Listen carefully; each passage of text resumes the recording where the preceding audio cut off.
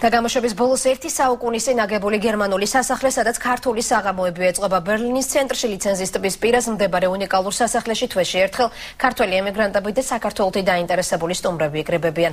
კაფე ტიფლისი და დიდი წინაპრის ტრადიციების ღირსეული გამგრძელებელი თიკა წერეთლის რეპორტაჟი ბერლინიდან. ევროპაში ერთ-ერთი პირველი ელექტროენერგიით ლიფტითა და ცენტრალური გათბობით უზრუნველყოფილი სახლი ბიზნესმენმა ვერნერ აიხნანმა 1902 წელს ააგო. იმ დროისთვის სუპერთანამედროვე სასახლე მუზეუმი გერმანელმა მშენებელმა თავისი ოჯახისთვის ტბის პირას ჯერ კიდევ დაუსახლებელ შარლოტენბურგში ააშენა. სასახლის ახლა მისი შვილთაშვილი ულის და ბაბუის მიერ დატოვებულ ყველანივს დღემდე ინარჩუნებს. მისი ხასიათის შესახებ ძალიან ცოტა რამ ვიცი ჩემ და სამწუხაროდ, ვიცი რომ წერდა ძალიან წვრილად და მოწესრიგებულად. ის ბიზნესმენი, იურისტი და მშენებელი იყო.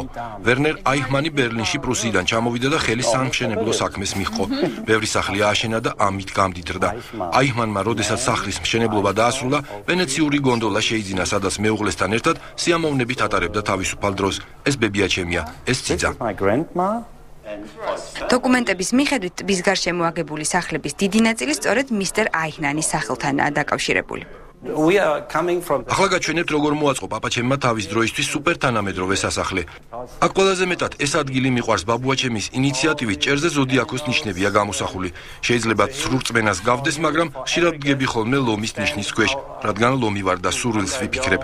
თუ გულით ჩაიფიქრებთ, თქვენც აგისრულდებათ. აქ ბევრი ისეთი ნივთია, რომელიც შუა საუკუნეებშია შექმნილი. დიდი სიამოვნებაა ჩემთვის ვაჩვენო სტუმრებს, როგორ ცხოვრობდნენ 100 წლის წინ.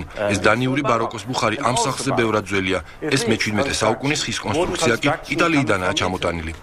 სასახლეში ყველა ოთახს თავისი სახელი აქვს. ერთ-ერთ ოთახს სამზარეულოც ჰქვია, სადაც 1 საუკუნის წინანდელ ნივთებს შეხვდებით. მასპინძელმა არ დაიზარა და თავად აგვიხსნა, რომელ ნივთს რა დანიშნულება ჰქონდა. ეს აბაზანაა, ახლა წყალია საჭირო. ერთმანეთისგან რადიკალურად განსხვავებული ოთახების დათვალიერების შემდეგ სახლის პირველი პატრონის ოთახსაც მივადგეთ. ეს ჩემი დიდი პაპის ოთახია. აქ მუშაობდა, ისვენებდა, კითხულობდა და ტბასაც ხშირად უყურებდა ალბათ, რადგან კარგი ხედია. ღამით კი ამ საიდუმლო კარით მეუღლის ოთახში გადიოდა. სასახლის ერთ-ერთ დარბაზში დღემდე იმართება სხვადასხვა სახის ღონისძიება. ეს როკოკოს დარბაზია, აქ იკრიბებოდა ელიტური საზოგადოება. ამ სასახლეში გადაიღეს კინოსურათი კაზანოვაზე, ხშირად ვუკრავთ მუსიკას და სიამოვნებით მასპინძლობთ ქართულ საღამოებსაც. აქ ეწყობა სხვადასხვა კულტურული ღონისძიებები. ჩვენს მონატრებას, ჩვენ სამშობლოს მონატრებას ამით ცოტათი ვამსუბუქებთ. გერმანულ სასახლეში გამართული კაფე ტიფლისის ქართული საღამოები ბერლინში მყოფ ქართველებს თვეში ერთხელ უყრის თავს.